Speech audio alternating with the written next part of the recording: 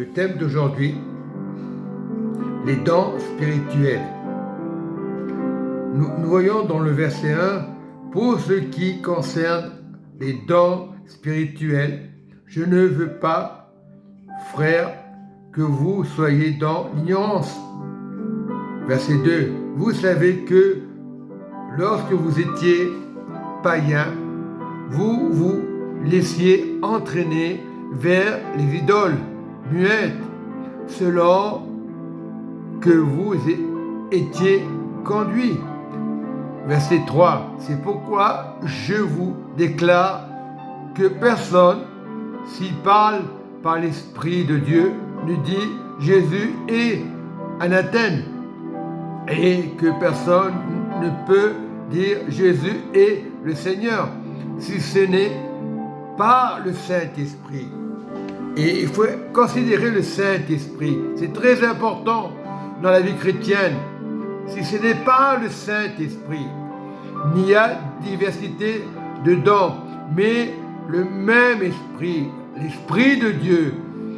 Donc ça ne change pas, diversité de ministères, mais le même Seigneur et un seul Seigneur. Diversité d'opérations, mais le même Dieu qui opère tout et en tout. C'est lui qui opère, c'est lui l'autorité. Nous avons tendance à diriger les autres. L'autorité, c'est lui. Le miracle, c'est Dieu qui le fait. Ce n'est pas les hommes. Or, à chacun, la manifestation de l'Esprit est donnée pour l'utilité commune. En effet, à l'un est donné par l'Esprit et la parole de sagesse, qui est la parole de Dieu, et à un autre, une parole de connaissance, selon le même Esprit. Et nous devons être Saint-Esprit, parle-moi encore. Vraiment un seul Saint-Esprit.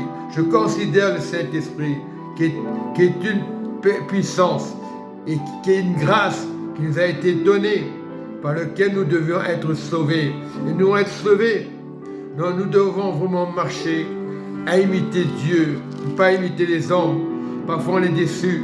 Très important de marcher selon Dieu, de marcher selon sa parole. Dieu le déclare. Nous devons être avec Dieu. Dieu est avec nous. Voilà. L'unité de la foi. C'est quoi l'unité de la foi dans Éphésiens 4? Voilà. Je vous exhorte donc, moi, prisonnier dans le Seigneur, à marcher d'une manière digne de vocation qui vous a été adressée, en toute humilité, douceur, avec patience, vous supportant les uns les autres avec amour, très important, vous efforçant de conserver l'unité de l'Esprit de Dieu par le lien de la paix. Dieu est la paix, l'ordre de paix, c'est pas les hommes. Les hommes veulent dominer, manipuler. Dieu ne manipule personne. C'est pas Dieu qui va te manipuler. Donc, il est important de marcher avec Dieu. Il y a un seul corps, un seul esprit. C'est Dieu, l'autorité, comme aussi vous avez été appelés à une seule espérance par l'espérance de Christ, par votre vocation qui est le Christ. Il y a un seul Seigneur. C'est qui le Seigneur? C'est Jésus. Une seule foi. La foi, c'est qui? Dieu qui nous a donné la foi. Un seul baptême. Un seul Dieu et Père de tout, qui est au-dessus de tout et parmi tous et en tous. Mais chacun de nous, la grâce a été donnée selon la mesure du don de Christ. C'est lui l'autorité. Ce n'est pas moi, ce n'est pas le pasteur. C'est pourquoi il dit, étant monté dans les hauteurs, il a amené des captifs, il a fait des dons aux hommes. Or, que signifie il est monté, sinon qui est aussi descendu dans les régions inférieures de la terre? C'est Dieu qui est descendu afin de libérer le peuple.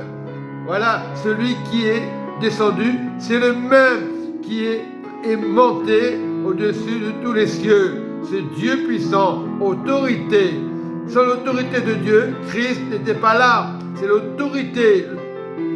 Parce que Christ était avec le Père. Il est descendu. C'est lui qui a tout ramené à la surface.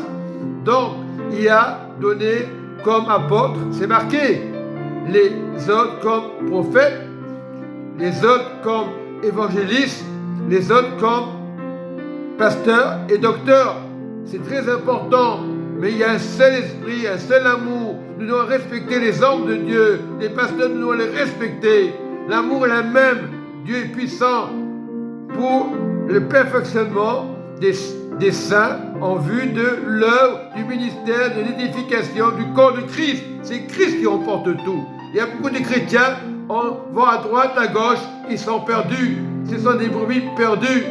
Tellement qu'ils sont curieux. Il y a combien de chrétiens seuls dans les maisons qui veulent rien savoir des pasteurs. C'est pas le pasteur n'est pas parfait, ni moi, jusqu'à ce que nous soyons tous parvenus à l'unité de la foi, la connaissance du Fils de Dieu, à l'état d'homme, fait à la mesure de la stature parfaite de Christ. Christ parfait, c'est lui qui est parfait, son corps est parfait. Nous, notre corps n'est pas parfait. Mais si nous suivons le Christ, nous devenons parfaits. Ainsi, nous ne serons plus des enfants flottants et emportés à toute vent de doctrine. Voilà ce qu'ils font les chrétiens seuls. Toutes sortes de doctrines, influencés, curieux. C'est la vérité. Ils se disent, pourquoi tu me parles? Pourquoi tu me reprends? C'est des orgueilleux.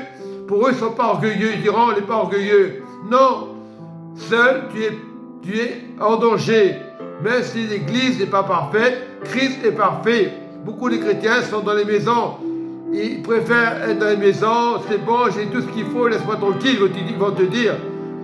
L'orgueil, j'ai la Bible. Même le diable connaît la parole. Le diable n'a pas de corde. Voilà. Mais la puissance de Dieu. Jésus est à la porte. L'ennemi va essayer de tromper les gens. Ce qu'il fait aujourd'hui. Oui. Voilà. Tromperie des hommes par leur ruse dans des moyens de séduction, mais en professant la vérité dans l'amour, nous croîtrons à tout égard à celui qui est le chef, c'est Christ. Voilà, il n'y a pas d'autre chef, c'est Christ, il y a un seul Christ. Voilà, le Christ que Dieu a envoyé, l'autorité. Christ, il marche avec l'autorité de Dieu. Il nous connaissait avant la fondation du monde. C'est pour ça que Dieu l'a envoyé, parce qu'il est parfait, parce qu'il est obéissant au Père.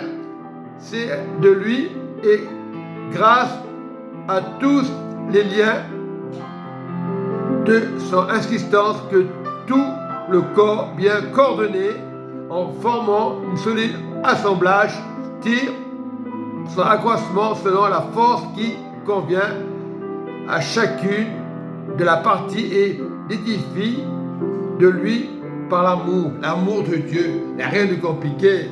On veut nous reprendre, moi on veut me reprendre. C'est pas le meilleur. Je lis ce que dit la parole de Dieu. Aujourd'hui, les témoins de Jéhovah, d'autres religions, évangélistes, dans leur maison, en train de parler de Pierre de Paul, et toujours dans la colère. C'est vrai, ils sont manipulés et ils sont perdus. Je dis la vérité, je préfère être dans une église, l'assemblée de Dieu, que aller avec des personnes qui sont endoctrinées par d'autres personnes. Ils sont gentils, parce que ces personnes-là, ils ont la connaissance. Ah, il est bien, pourquoi tu parles de lui en mal? Non, je ne parle pas de mal en personne, je ne parle pas de mal à Dieu. Dieu est bon. C'est pour dire que les chrétiens seuls revenaient aux assemblées. Tout simplement, il n'y a rien de compliqué. Dieu vous aime. Allez à l'assemblée, allez encourager les frères et sœurs. L'unité de l'esprit, ce que Dieu veut. On divise aujourd'hui. Non, la parole ne divise pas. Une assemblée ne divise pas. L'assemblée n'est pas parfaite. Il faut croire aux miracles, aux prodiges. Les temps lumière ne sont pas passés. Voilà, les miracles seront toujours là. Quand Dieu a dit au témoin de Jéhovah, prends la parole. Luc 10, versets 18 à 19 ou 16 à 19. Ils ne croient pas à la guérison, ils ne croient pas au miracle. Et beaucoup de chrétiens ne croient plus au miracle. Ils vont te dire, c'est bon la parole. Le miracle, il y a encore des miracles. Le diable ne fera jamais des miracles. Voilà, et c'est faux.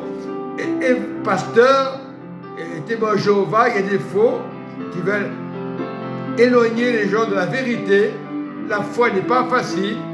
Le Père, le Fils et Saint-Esprit en un. Il est Dieu, la connaissance tout-puissante. Amen et Amen.